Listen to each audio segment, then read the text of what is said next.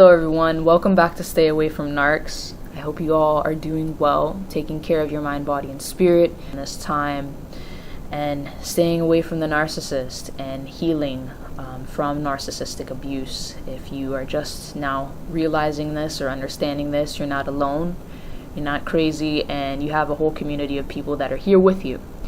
And this is one of the purposes of this channel. So thank you again so much for listening in. It's been a while.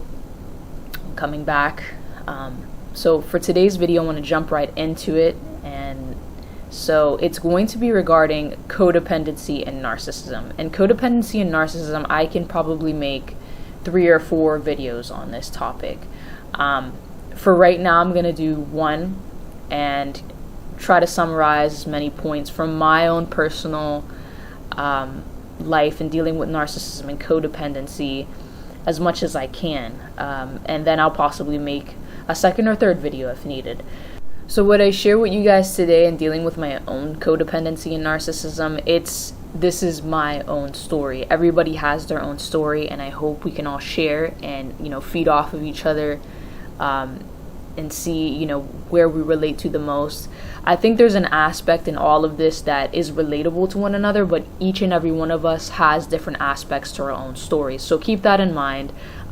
This is not me giving advice. This is not me telling you what to do regarding this. This is just I can only give you my own personal story, see what you can take from it and relate with it, and possibly use that as a resource for your own journey and your own healing. I'm not an advice giver. I'm not a life coach. I'm just somebody sharing my own story. I am studying clinical mental health, but one of the caveats of counseling is I, as a counselor, need to listen to your story. I am not here to give advice. That is not counseling. Counseling is not advice giving. That is listening. It is listening in.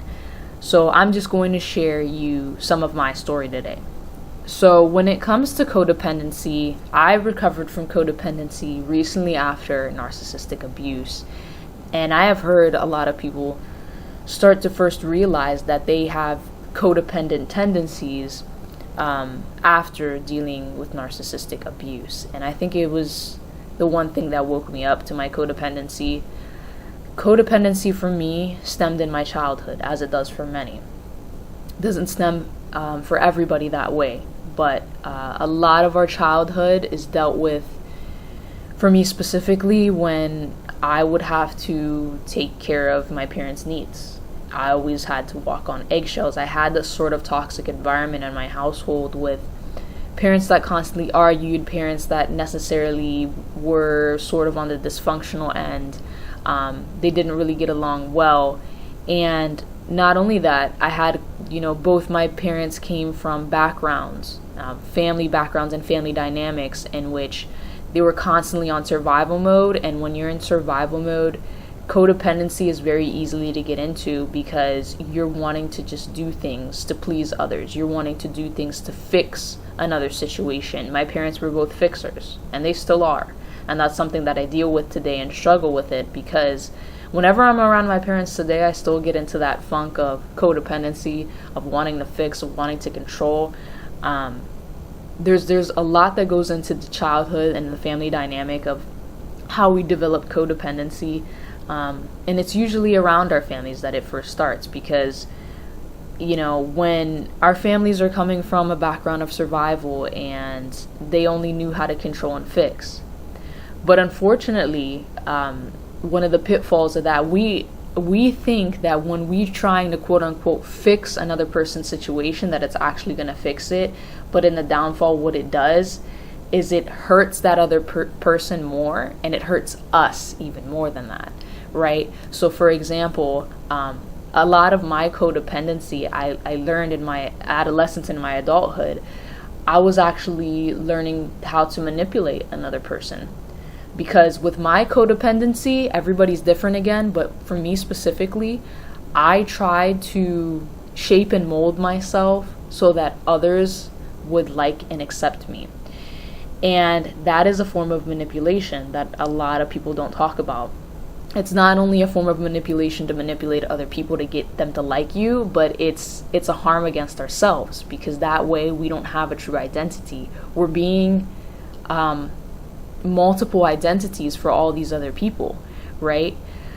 Or if right away I saw somebody that was on edge again, or saw somebody that was hurting, my tendency was not only wanting to help, but to control them. So I used to be the person that constantly wanted to give advice. I used to be the person that would yell or try to argue with somebody because what they're doing to themselves is wrong, right? And a lot of the times codependency is brought up in substance abuse or alcohol abuse, when you have an alcoholic in the family, when you have somebody that's close to you, and yeah, you love that person, but constantly trying to control what they do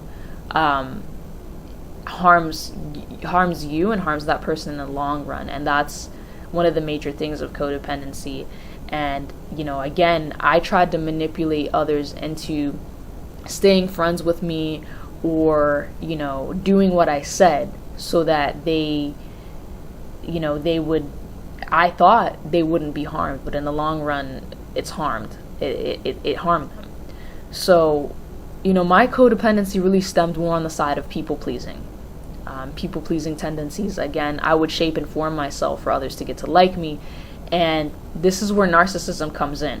Okay, so this is the narcissistic abuse aspect that I want to emphasize on here, right?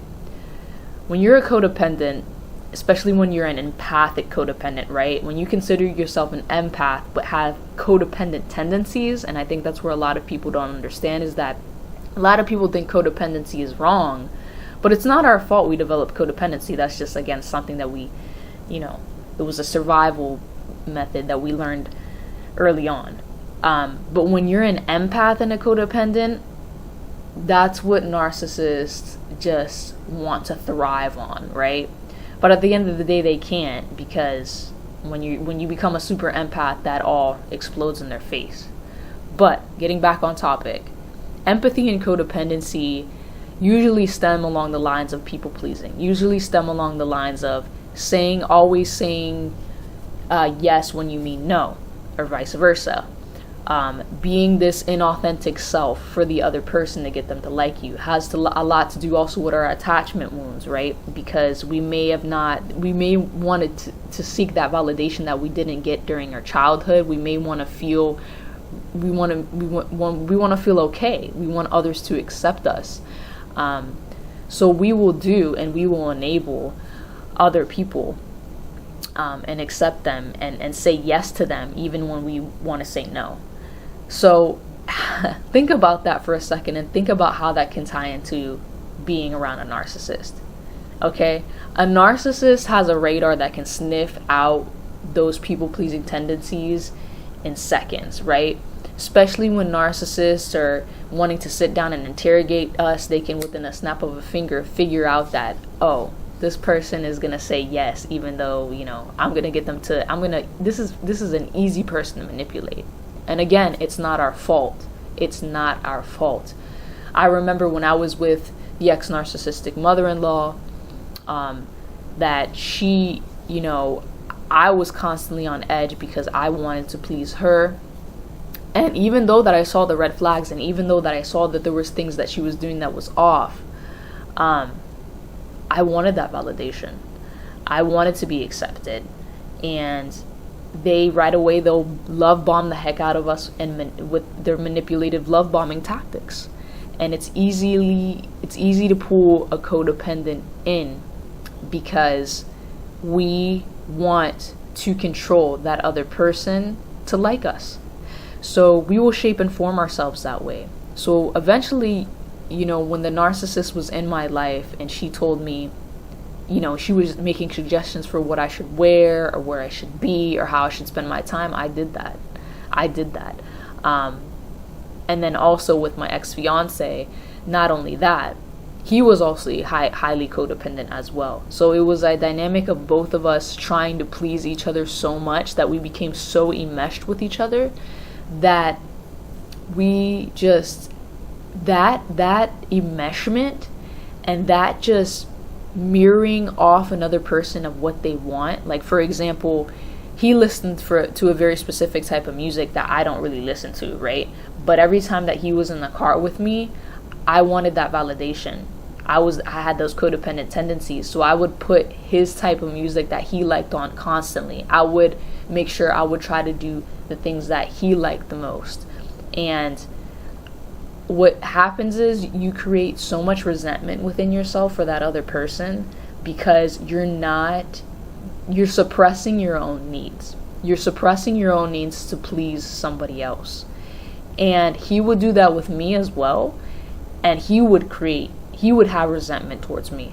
So we both, this is why there's so much conflict in relationships, because when two people feel so resentful towards each other, that never ends up good. That's like two people that are on the edge of a volcanic explosion, wanting to just rip each other apart, but they're so codependent and fawning towards each other that they just cause more inner havoc.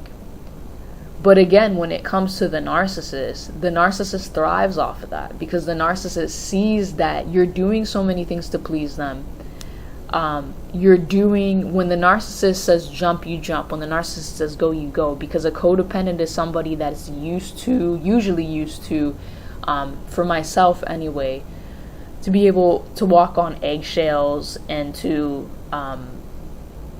just whenever the narcissist is in their rage, for example, for you to bow down and obey and to do whatever you can to quote unquote calm the situation down. From a codependent's point of view, instead of setting boundaries and instead of being firm with the narcissist and saying, I gotta get out, unless, if you keep doing this, I'm gonna get out, this is not for me, and being firm in that, what happens with the codependent is that the codependent tries to create an environment for the narcissist in which it just enables the narcissist. I know of a relationship between a codependent and a narcissist. They're a partnership, really. Actually, they're married. They're spouses to each other. So the guy is the narcissist and the female is the codependent. And what happens is when the narcissist will start to rage and start to get mad because there's noises in the house that they don't like to hear. That one of their children, I guess their child was playing music that the narcissist thought was too loud, and then the narcissist started to rage. And what happens was the codependent wife steps up, and instead of telling the narcissist to calm down, she screams at the child, and she gets argumentative with the child because they point the fault on the child, right? Because they want to create the environment that they don't have to walk around eggshells around the narcissist, which is never going to happen, by the way. You're always going to be walking on eggshells around a narcissist. But the codependent wants to enable the narcissist, and they want to blame the fault on everybody else except the narcissist. And until you wake out of that codependency and realize that what you're doing is you're harming yourself, you're harming the people around you that are not the narcissist, and you're trying to control the scenario so much that unless you learn to let go and take a step back and actually just understand that you cannot constantly control and manipulate these situations, then you're going to continue to enable, you're going to continue to have these codependent tendencies, you're going to continue to be an authentic person and never be your authentic self because you want to manipulate and control another person's view of you. So that's just a brief understanding of, what the background, I should say, of my take on codependency and narcissism. I'm most likely going to do a part 2 to this video and do some more specific examples for you guys to see, so stay tuned for that. And I have some more things coming up for you, but until then, leave in the comments if you resonated with this at all.